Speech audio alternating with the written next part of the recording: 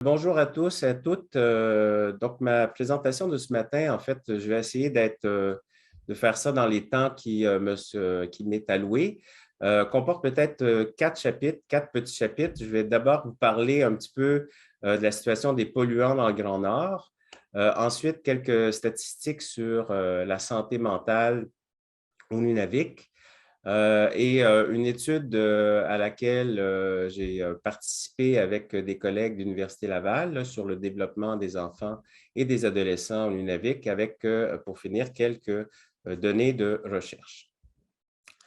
Donc, d'abord, je tiens à remercier donc, certains collaborateurs. Il y en a plus, là, mais les principaux qui vont apparaître dans ma présentation d'aujourd'hui sont donc d'abord quelques étudiants de mon laboratoire, euh, Audrey-Anne, Vicky, Mélissa, Avril, des collaborateurs de l'Université Laval, Pierre Ayotte, Gina McCall et Richard Bélanger, avec qui je travaille depuis plusieurs années maintenant, et également des gens de l'Université de Montréal et à Détroit aux États-Unis.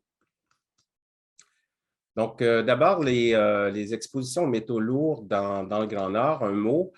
On a ici on voit les concentrations de plomb et de mercure, en fait, en l'occurrence ici de mercure, chez les mamans à travers différents territoires inuits du Grand Nord canadien. Et ce qu'on constate, en fait, ici, donc on a le plomb et ici le mercure, par rapport à la population générale ici, on a des concentrations. Tous les Inuits, en fait, du Grand Nord sont beaucoup plus exposés que la population générale. Et les niveaux les plus élevés sont, en fait, au Nunavik. Donc, la question, c'est pourquoi? La réponse, elle est un peu paradoxale. Parce que la quasi-totalité des polluants ne sont pas créés au Nunavik ou dans l'Arctique canadien, mais viennent plutôt de l'extérieur. Et ils arrivent en fait sur les territoires inuits parce qu'ils sont transportés sur des très grandes distances par les courants océaniques et atmosphériques. Ici, on a l'exemple en fait des émissions de combustibles fossiles par l'industrie, les centrales au charbon. Je vous rappelle, au Canada, il n'y en a pratiquement plus, mais aux États-Unis, c'est une industrie quand même encore très active et sans parler là, de l'Asie, de la Chine, de l'Inde, qui utilisent beaucoup, en fait, leur besoin énergétique des dernières années est très grand et principalement alimenté par les centrales au charbon. Donc, ce qui arrive, c'est que le Nord, en fait, l'Arctique, ce n'est pas juste au Canada, mais l'Arctique va recevoir, en fait, ces émissions-là qui contiennent plein de choses, plein de polluants, dont le mercure et également du plomb. Cet effet-là, en fait, il est mondial et ça provient de partout à travers le monde, en l'occurrence à cause de ce qu'on appelle en climatologie l'effet sauterelle. L'effet sauterelle, brièvement, ce que ça veut dire, c'est que par un jeu d'évaporation et de condensation, les polluants, même du sud, même de l'hémisphère sud, vont remonter vers l'Arctique. Donc, ça vient de toutes parts, en fait, et donc le territoire euh, du Grand Nord est très vulnérable à ces expositions diverses. Et quand on parle du Nunavik, en l'occurrence, le problème de toutes les populations inuites du nord du Canada, le problème, c'est que les contaminants s'accumulent dans la chaîne alimentaire et qui fait partie de la diète traditionnelle des Inuits. Et quand on consomme, par exemple, des mammifères marins ou des prédateurs, ce qui se passe, c'est qu'on consomme des aliments à haute teneur, à haute concentration de polluants. En l'occurrence, ici, on a pour le mercure qui va se rendre, en fait, ultimement dans l'assiette des Inuits avec des hautes teneurs de méthylmercure par le phénomène là, de bioaccumulation du petit au plus grand et de biomagnification. En ce qui concerne le plomb, donc ça, c'est davantage, il y a d'autres polluants là, qui s'appliquent à ce que je viens de dire, là, mais le plomb a des sources particulières au Nunavik. Donc ici, on a une représentation, c'est tiré d'un mémoire de maîtrise de l'Université Laval, d'à peu près toutes les sources potentielles de plomb. En l'occurrence, on en entend beaucoup parler dans les médias dans les dernières années. L'eau potable, ça peut être en fait différentes situations industrielles. Dans le cas du Nunavik, l'eau potable, ça ne s'applique pas parce qu'on n'a pas un réseau d'aqueducs comme on peut connaître ici dans le sud. La principale source qui a été beaucoup et qui est encore le principal facteur d'exposition au plomb, c'est les grenailles de plomb dans les munitions pour la chasse. Donc, voilà pour un mot pour les expositions.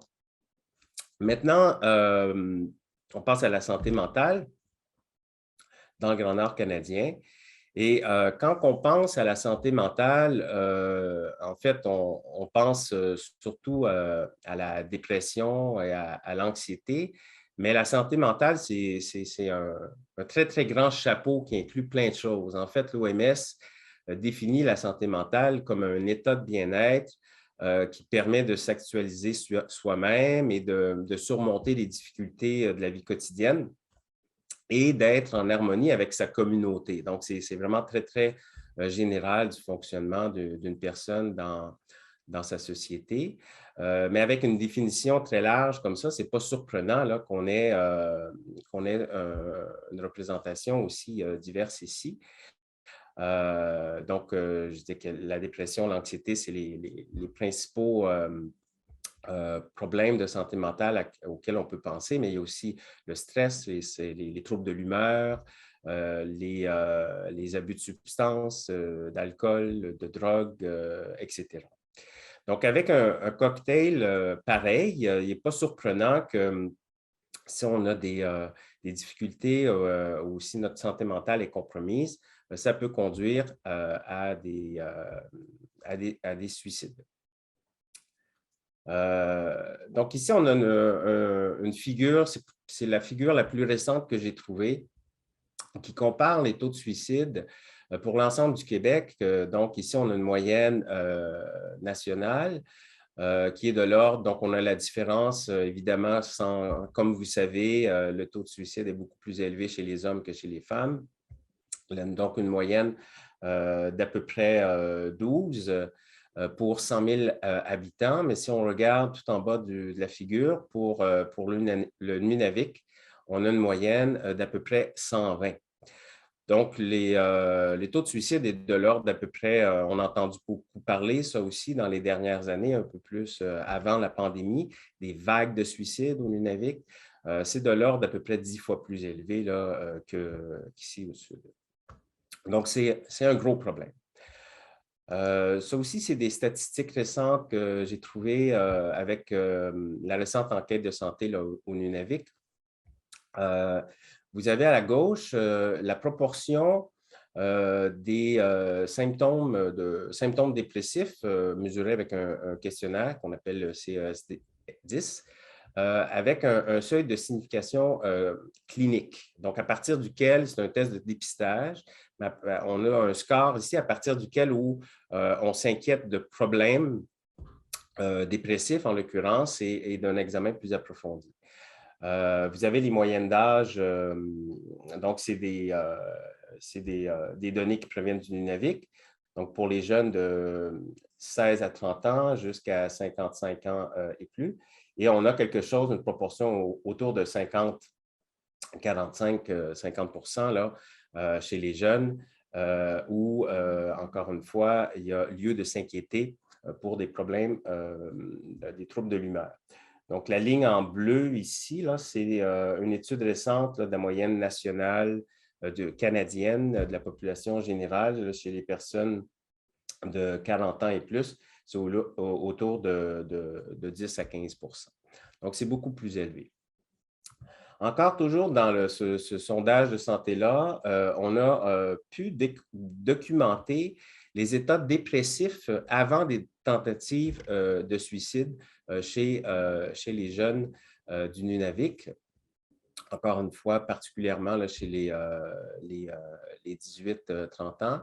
Et qu'est-ce qu'on a? Bien, on a, en l'occurrence, des états de ressentir beaucoup de pression, de stress, d'avoir des soucis ou des problèmes avec l'ego, des problèmes de substances, de consommation de substances, d'alcool, des conflits avec les amis, avec le conjoint, donc la violence conjugale, etc.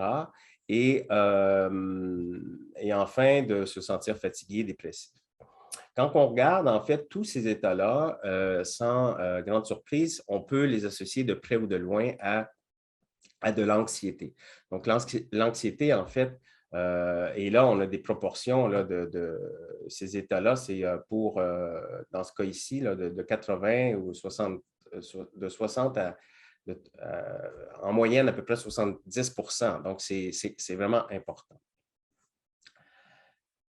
Donc, ça, c'est les statistiques pour le Nunavik. Si on regarde les facteurs de risque dans le Grand Nord là, pour la santé mentale, bien, vous les connaissez. En fait, on a tendance à les diviser en 3 grandes catégories, les facteurs individuels, familiales, environnementaux.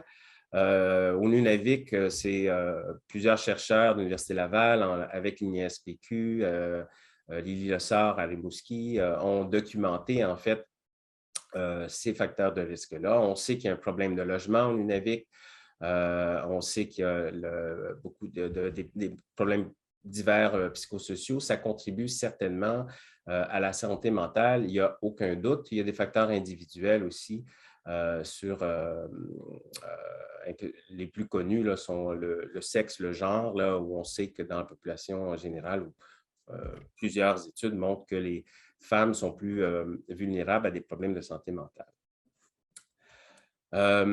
Mais avec ce que je viens de vous dire, donc les polluants, la santé mentale, on peut légitimement se poser la question si l'exposition aux contaminants environnementaux peut être un facteur de risque pour l'anxiété et les difficultés émotionnelles qu'on observe chez les jeunes du Nunavik.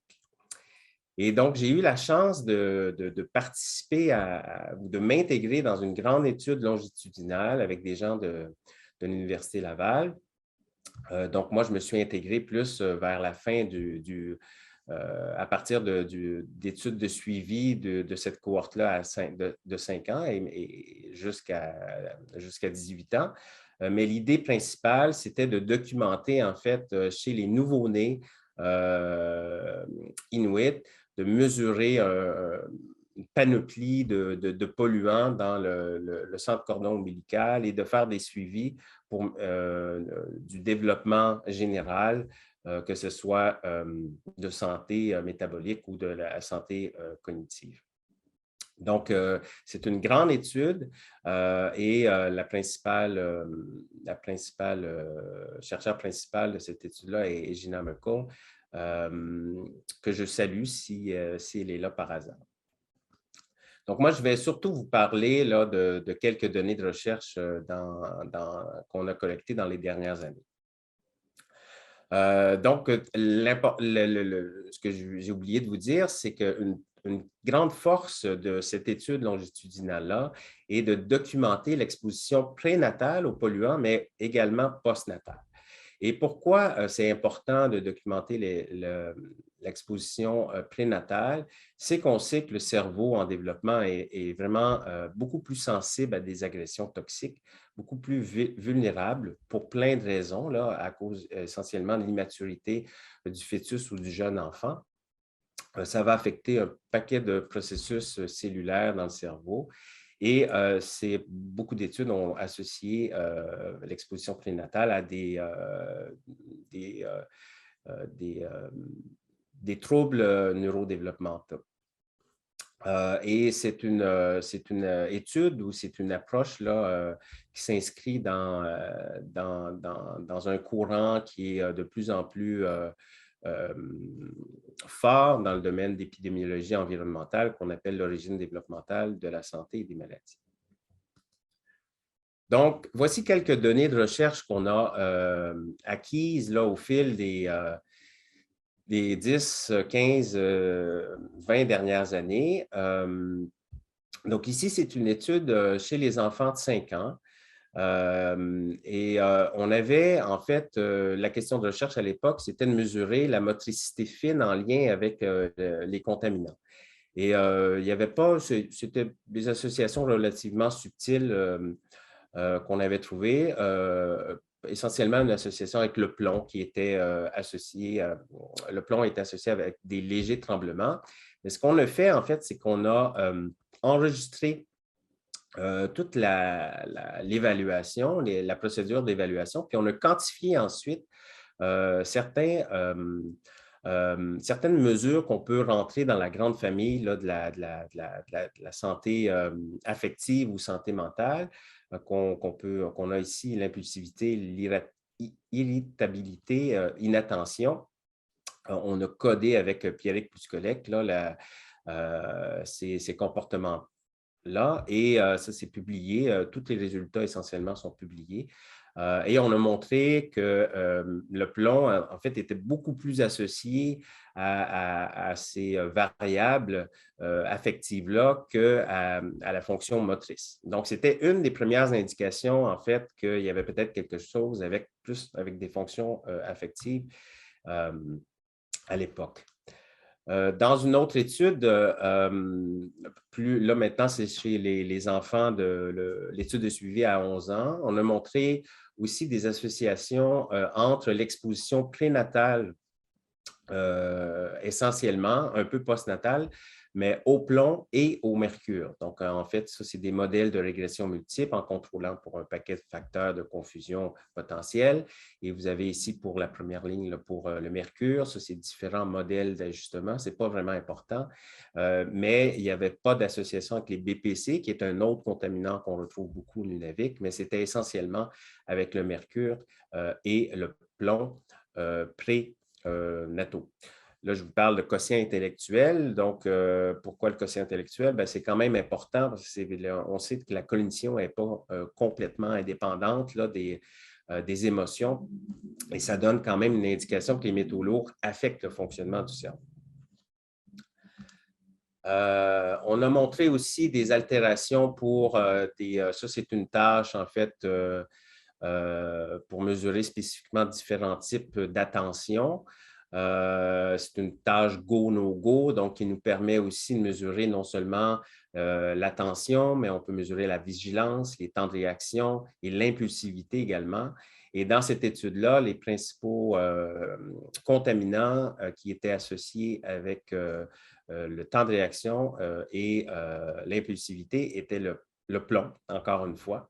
Pas les autres contaminants. Et le plomb postnatal ou le plomb actuel chez les enfants de 10 ans pour le temps de réaction et pour l'impulsivité, c'était le plomb prénatal. Donc, je regarde un peu le temps. Voilà. Ça, c'est une autre étude, en fait, encore dans l'étude de suivi chez les enfants de 11 ans. On a demandé aux professeurs et aux parents de remplir des questionnaires. Ici, donc en l'occurrence, le Disruptive Behavior Disorders Rating Scale, pour évaluer en fait des comportements ou des symptômes qu'on pourrait qualifier qui font partie de troubles d'attention avec ou sans hyperactivité. Et on a les résultats ici. Donc, on a ici en haut l'exposition prénatale au mercure. Et ça, c'était associé avec donc le volet d'attention des troubles d'attention, en fait, ADHD type, là. En ce qui concerne l'exposition au plomb, on avait, encore une fois, c'est cohérent avec les données que je vous ai présentées juste avant. Le volet d'impulsivité, d'hyperactivité était davantage associé avec les concentrations de plomb postnatales. Donc, on a, en fait, avec ces études-là, certaines indications là, qu'il y a des fonctions cognitives, mais aussi affectives, et dans les fonctions affectives qui pourraient affecter la santé mentale. Donc, je vous reviens avec l'anxiété. J'en ai parlé un petit peu tout à l'heure. Et ça, c'est un peu le cadre conceptuel là, d'une étudiante, Vicky Lamoureux, qui s'est intéressée spécifiquement à l'anxiété chez les jeunes Inuits. Et donc, on a l'exposition, on a l'exposition à des polluants que l'on pense associés à des troubles intériorisés, que c'est l'anxiété et la dépression principalement. On a les facteurs un petit peu de risque dont je vous ai présenté tout à l'heure. Et on pense aussi qu'il peut y avoir une médiation par certaines structures spécifiques dans le cerveau, là, impliquées dans la peur et dans l'anxiété. Donc, ça, c'est le framework ou le cadre conceptuel des données que je vais vous présenter pour la dernière partie de ma présentation. Donc, on revient à l'étude NCDS et donc, je vous ai présenté quelques données du follow-up à 5 ans, à 11 ans. Et à 18 ans, en fait, on a revu, donc au Nord, 212 adolescents, adolescentes en moyenne âgés à la fin de l'adolescence, de 18 ans. Et il y a un sous-groupe de cette étude-là pour qui on a fait des examens supplémentaires à Montréal avec l'imagerie par résonance magnétique. Donc, ça impliquait un peu de logistique. On avait une équipe de recherche pilotée par Gina Merkel sur place au Nunavik et on envoyait des jeunes avec leur maman à Montréal pour un séjour de 3 jours pour faire des examens approfondis là, avec des questionnaires d'anxiété puis aussi des mesures cérébrales. Donc, je vais passer là-dessus, ce n'est pas important. On a pris, évidemment, lorsqu'on peut prendre des photos du cerveau en tant que tel, on peut prendre différentes mesures là, anatomiques, fonctionnelles, etc. Je vais vous parler seulement d'une étude d'imagerie fonctionnelle aujourd'hui. Donc, ça, c'est des résultats qui ont été publiés l'année passée sur les facteurs de risque associés à l'anxiété et chez nos jeunes du Nunavik. On a utilisé 2 questionnaires standardisés qui s'appellent le SCARE et le STAI. Le SCARE, en fait, c'est un petit peu un dépistage selon les troubles qui sont définis dans le DSM. Donc, on a différents types d'anxiété qui incluent aussi des phobies, le syndrome de stress post-traumatique, l'anxiété de séparation, l'anxiété généralisée. Et en fait, et dans le STAI, c'est un petit peu plus la même chose, mais moins détaillé. Et un des résultats assez éloquents, c'est que la majorité, en fait, ou enfin 50%, 53% pour le SCARE, dépassait le seuil clinique où on commence à s'inquiéter sur un réel problème d'anxiété qui doit être pris en charge. Donc, le seuil clinique, c'est 25 à ce questionnaire-là pour le SCARE, puis 37 pour le STAI. Et puis dans la majorité, en général, c'est dans la population générale, c'est en bas du seuil clinique. Là. Donc ça, c'était une première indication que l'anxiété était plus élevée au Nunavik. Et ensuite, on voulait faire un modèle de régression multiple pour prédire cette anxiété-là avec les facteurs qu'on avait à notre disposition, là, qui sont souvent ceux qu'on retrouve, donc des facteurs plus individuels comme le sexe, l'âge, le QI, consommation de substances, le bullying, des facteurs plus dans l'environnement familial et pour répondre à notre question de recherche, des expositions à divers contaminants, mais je vais m'attarder au mercure et au plomb aujourd'hui. On a aussi considéré dans les modèles là, des facteurs de protection contre l'anxiété, donc les nutriments qu'on retrouve dans le poisson et les vitamines. L'article est publié, donc si vous voulez les détails, ça va me faire plaisir. C'est disponible ou contactez-moi, ça va me faire plaisir de vous le donner. Il y a plusieurs modèles de régression hiérarchique avec des corrections. Mais ce qu'il faut retenir, c'est ce résultat-là que j'ai essayé de représenter le plus simplement possible sans vous donner trop de chiffres. Ça, c'est le poids dans les modèles le poids de chaque prédicteur dans un modèle de régression multiple. Et le poids le plus fort qui prédit l'anxiété chez les adolescents et les adolescentes, c'est le sexe.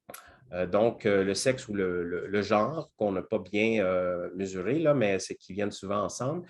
Donc, quand on est une adolescente, une femme, on a beaucoup plus de risques à développer de l'anxiété, ce qui est cohérent avec la littérature scientifique. Donc, ça, c'est un facteur, si vous voulez, plus ou moins modifiable, hein, individuel. Le premier facteur, en fait, modifiable dans les autres qu'on a examinés, qui sort, c'est l'exposition au mercure, l'exposition actuelle au mercure, qui a un poids beaucoup plus grand que l'insécurité alimentaire, qu'on sait très bien que ça a un impact sur la santé mentale, le crowding, le surpeuplement ou je ne sais pas trop comment le traduire, là, le nombre excessif d'habitants dans chaque maison. On sait que le logement est un problème au Nunavik, le bullying en bas âge et certains nutriments et en dernier, le quotient intellectuel. Donc, ça va un peu dans le sens de notre hypothèse que l'exposition, en tout cas ici, dans le mercure, pas pour le plomb, c'est seulement le mercure qui est sorti, c'est un facteur de risque qu'il faut peut-être considérer à la même hauteur que les autres. J'en ai encore pour peut-être 5 minutes. Donc, je pense que je suis dans les temps. Je continue. Donc, suite à ces résultats-là, on s'est intéressé à comment, en fait, pour comprendre, en fait, les bases cérébrales qui pourraient être responsables de ces troubles ou, enfin, de ces difficultés de l'anxiété qu'on a observées chez les jeunes. On a utilisé l'imagerie par résonance magnétique fonctionnelle. Et on a utilisé une tâche qu'on avait développée, en fait, principalement Françoise Maheu à l'Université de Montréal à Sainte-Justine pour quantifier ou évaluer le circuit de la peur responsable d'anxiété avec l'imagerie cérébrale. Donc, ça, c'est une étude précédente faite par Mélissa Chauret chez des jeunes anxieux de la population générale. Donc, je vais juste vous présenter brièvement, très brièvement, le paradigme là, pour qu'on puisse comprendre les résultats. Donc, c'est une tâche de conditionnement et d'extinction de la peur. Donc, ce qu'on fait, c'est qu'on présente des photos, des images de visage neutres et on crée un conditionnement. Donc, une des photos est associée à un bruit de peur très fort. Donc, en fait, et à une expression faciale également de peur. Donc, si vous voulez, vous allez apprendre à avoir peur de cette image plutôt que de l'autre qui reste neutre. Donc, la réponse de peur, qu'elle soit subjective avec des questionnaires ou qu'elle soit cérébrale en mesurant l'activité de votre cerveau va augmenter pour cette image-là. Et l'autre est neutre, je l'ai dit. Et après un certain temps, ce qu'on fait, c'est qu'on va déconditionner. Donc, c'est une tâche qui dure à peu près 20 minutes. Hein. Donc, dans le dernier bloc, c'est qu'on va présenter en fait l'image qui était initialement associée à la peur, mais elle est présentée d'une façon, en fait, à un moment donné, on perd l'association, donc on n'a plus peur, on n'a plus de réaction de la peur du visage qui avait été préalablement conditionné. Donc, c'est relativement simple, c'est un conditionnement classique, mais qu'on fait avec des expressions faciales. Donc, donc ça ici, vous avez essentiellement, c'est assez simplifié, là, mais pour les besoins de la cause, c'est correct, le circuit de la peur. Donc, vous avez des régions importantes du cortex frontal qui interagissent avec des régions importantes du système limbique, en l'occurrence l'amygdale qui est impliquée dans les émotions fortes, en particulier la peur. Donc, vous avez un stimulus qui fait peur, une activation de l'amygdale. Et qu'est-ce qui va se produire chez les personnes en bonne santé? C'est que les régions ici frontales vont en fait permettre de désactiver ou de diminuer la réaction de peur là, pour calmer l'activité de l'amygdale, en l'occurrence pour un stimulus là, qui a été qui ne devrait pas normalement être associé à une réaction primitive là, de peur. Donc, chez les personnes souffrant d'un trouble d'anxiété, ce qui se passe, c'est que cette rétroaction ou cet effet descendant des régions frontales sur les structures limbiques ne fonctionne pas très bien. Donc, ce qui va créer où l'amygdale ou le système limbique va rester un peu activé, même si il n'y a pas raison, on n'est pas dans une situation qui devrait solliciter là, une hyperactivation de l'amygdale. Donc, c'est ce que je viens de dire. Et dans les personnes à risque, on a montré qu'en fait, on peut avoir une suractivation des structures frontales pour compenser, en fait, les réactions de peur irrationnelles. Donc, ça, c'est une étude de mélissage sur la population générale. On a fait la même chose avec nos adolescents inuits. Et qu'est-ce qu'on a montré?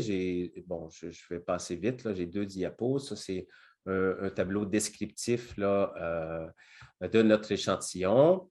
Et on les a divisés, en fait, on en avait au total à peu près 70. On les a divisés en 3 groupes. Fortement exposés, moyennement exposés, grandement exposés, que ce soit pour plusieurs contaminants. Et qu'est-ce qu'on trouve? En fait, c'est essentiellement des résultats avec le mercure et le plomb, encore une fois. Bon, je m'excuse, là, c'est des diapos prises d'ailleurs en anglais, mais portez attention seulement au graphique à gauche. Et le premier groupe, le premier tertile d'exposition, donc les moins exposés au Nunavik, ça correspond grosso modo au taux d'exposition de la population générale. Donc, c'est comme notre groupe de référence. Donc, vous avez en fait ici le contraste entre l'image qui est associée, qui a été conditionnée, et l'image neutre, sécuritaire. Et en fait, plus on est exposé, ici c'est les 3 groupes, low, medium, high, et plus on est exposé, plus cette diminution-là, cette activation-là des régions frontales diminue. Ce qui n'est pas nécessairement une bonne chose parce que ça ne vient pas freiner en fait l'activation du système limbique. Et là, ça, c'est dans nos seuls résultats significatifs, c'est dans la période d'extinction, qui normalement, les personnes peu exposées ou les personnes sans problème d'anxiété ne réagissent aucunement en termes de réaction de peur à l'image parce qu'elle a été déconditionnée. Donc, ça, c'est à gauche et à droite, là, dans le cortex cingulaire antérieur, un petit peu plus dorsal. Donc, ça, c'est l'exposition au mercure, mais prénatale. On n'a rien trouvé pour l'exposition actuelle postnatale. L'autre résultat intéressant, c'est la même chose, mais pour le plomb actuel. Bon, pour l'exposition du plomb actuel, donc notre groupe de référence est ici.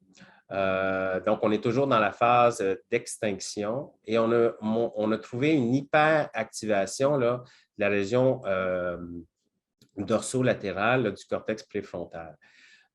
Donc, on pense que cette hyperactivation chez les hautement exposés est nécessaire pour compenser, pour davantage, c'est un besoin pour freiner l'activation du système limbique. Donc, ça, c'est, disons, des corrélats neurophysiologiques pour appuyer nos résultats par questionnaire comportemental et mieux comprendre, en fait, les origines ou comment les expositions peuvent affecter quelle structure dans le cerveau.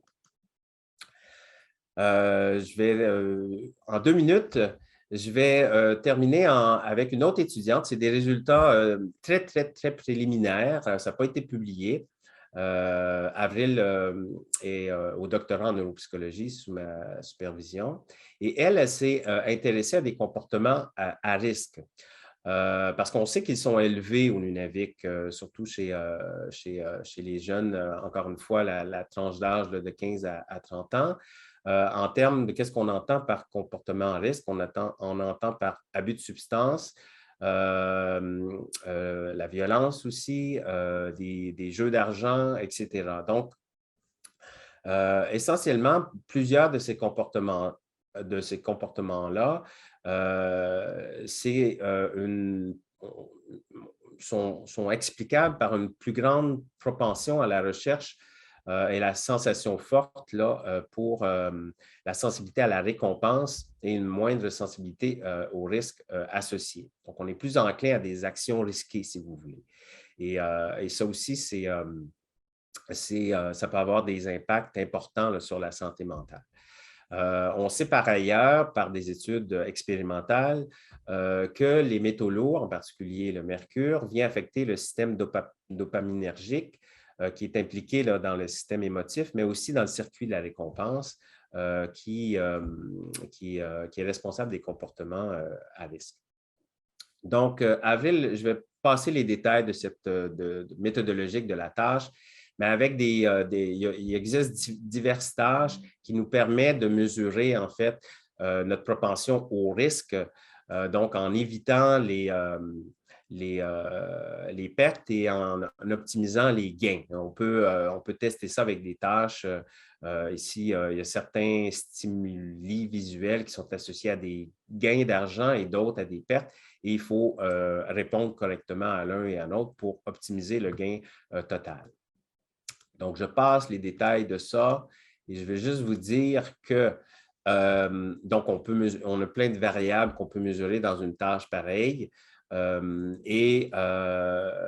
qu'on retrouve le plus, c'est l'exposition, encore une fois, actuelle au plomb qui est associée à des différentes variables là, d'un excès ou d'un problème du circuit ou de la récompense. Beaucoup moins pour le mercure. On n'a pas grand-chose, on a des tendances, mais c'est davantage le plomb actuel.